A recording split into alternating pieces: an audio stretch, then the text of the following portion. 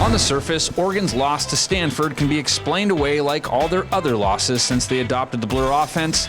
A big, strong defensive front shut down the run game, and their quote-unquote gimmick offense was brushed aside. But if you buy that explanation, then you don't understand how Oregon's offense works, and you've not been watching Mariota play this year. So here are the 5 reasons why their loss was not the same as the others, and they all fall over each other like dominoes, starting with Mariota's bum left knee. First, the Ducks run a read option offense. The key word there is option. On Thursday, there was no option. Mark Helfrich himself admitted they game planned based on the circumstances. If Marcus Mariota is running the ball, Stanford's linebackers can't just follow the running backs or continuously blitz him. Mariota has to be a threat to create misdirection. Without that, they end up running a standard offensive scheme. Second, Oregon's running backs are built for the spread option run. They are small and fast. Byron Marshall is 5'10", 200 pounds. DeAnthony Thomas, 5'9", 176 pounds. They are not ground and pound guys, and their effectiveness is beating a guy in space.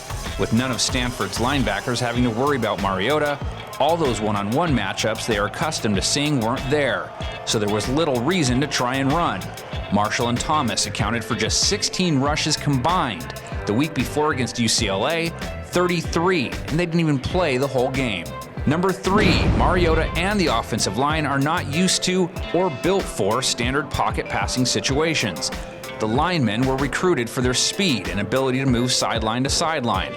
Asking them all of a sudden to drop back and hold blocks against one of the best defensive fronts in the country wasn't realistic, and was the reason Stanford had such an easy time putting pressure on Mariota.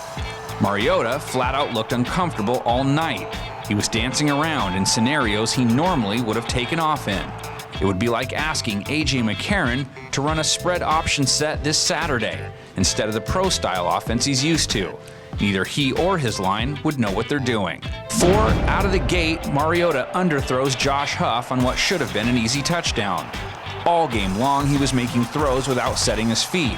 His leg not only kept him from running, but kept him from setting up properly and stepping into his throws.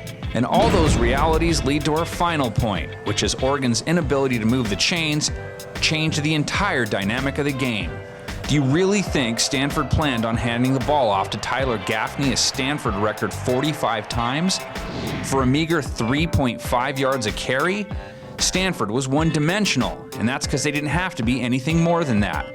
They never trailed, they never had to throw. That eliminated Oregon's defensive strength, which is its cornerbacks and its edge rusher, Tony Washington. Stanford deserves credit. They dominated Oregon's defensive line, especially on 3rd down. But to pretend Mariota's leg didn't completely alter how the game played out, and ultimately the outcome, is ignoring the basic premise of how Oregon's attack is supposed to work.